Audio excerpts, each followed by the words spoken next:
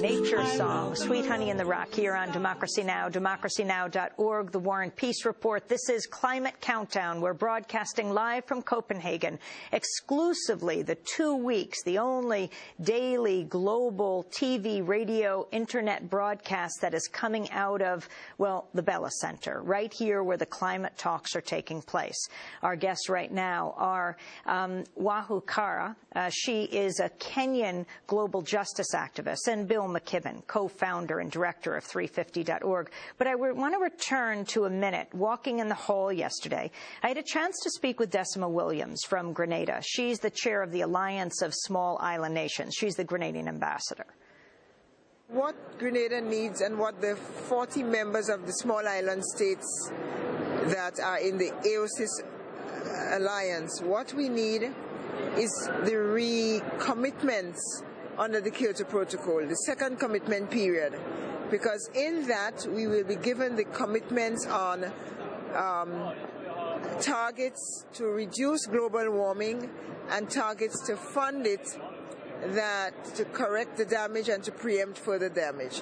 We need a legally binding outcome that holds these countries in the Annex 1, the major industrial economies, who have been principally responsible for this damage to the atmosphere and to the planet.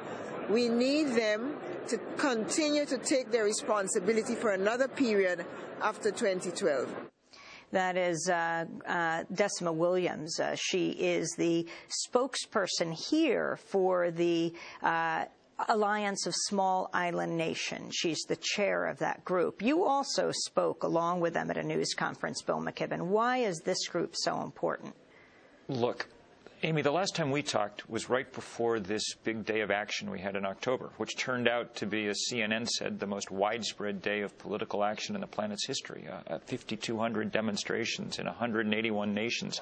That's what allows, to a large degree, people like Decima Williams to have a platform now. There's finally a global movement around this world behind climate change in every country, and so they're able to stand up for the science. I mean, in this hall, it's people from Africa and from the small island nations that are the ones standing up for what we know the science is. It's the Americans, to a large degree, most of the other developed nations, trying to duck what we know the science says. That's why she's so important, and it's why this mix of inside and outside is so important. Wahu Kara, can you talk about how you went from working on issues of debt in a developing country in Kenya to where Obama's father comes from, President Obama's father, to climate debt and what that means? Both economic debts and climate debts, which is ecological debt, is very, very connected. Because as we got into indebtedness of financial or economic debt, it is also reflected on how the environment was also plundered. And like in Kenya, for example, many projects like the World Bank funded and created debts in making big dams. Those dams compounded the problem of the climate. And in order to engage for justice, and justice in a comprehensive mindset, we must see both economic and ecological debt on where the interface and how they are related, so that when we are addressing the issue, we are able to address the issue with a very concrete manifestation in really stating what the problem is. And that's why debt and climate are one and the same question as far as justice is concerned. Explain how you experience climate change in Kenya. Well, even before the debates of climate justice started, many of the Kenyan people began to witness and to recognize and to state how seasons are changing, how they cannot follow the pattern that they have been used as far as when to plant and how to plant, which is a very, very important aspect of our lives because we are predominantly agricultural people. And ordinary people would say, well, we don't know what is happening. And I would really want to quote one mother who said, I think there is something that the North are doing because the sun no longer behaves the same way. So if an ordinary mother can say so, she is expressing issues that the scientists also write so intensely and in a very mystified manner. So the whole question of climate is real. The droughts, which have also the effect on no food, and therefore people are dying. And in particular this year, Kenya has experienced a very, very drastic drought, and people, animals have died.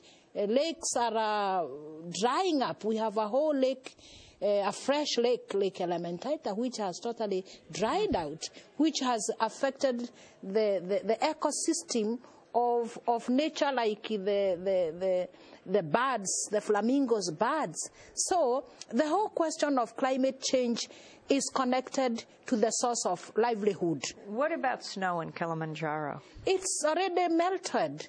So, and even in Mount Kenya, the snow is melted. And people observe these things and express. And what is so important is that ordinary people do discuss and talk of how nature has changed. And they are looking as to why has nature changed. So it is very easy to introduce climate justice debate to the ordinary people because they already have the agenda as a debate. They only need to understand what are the scientific argument that is already given in matters of how we have utilized our own environment, especially in relation to the fossil fuels and greenhouse gas emissions. And as I speak, even now, the greatest concern for people is how they can reclaim the traditional knowledge that they know in matters of how they guarantee their livelihoods as far as seeds and management of the soils is concerned. And they are saying, we want the soil, not the fertilizers. I've heard many of them saying so. Meaning they don't want the intensive agriculture way of growing crops. They want subsistence which is connected to them. You know, interestingly, California Governor Arnold Schwarzenegger just held a news conference right outside our window. And he said that this summit is as a result of grassroots movements.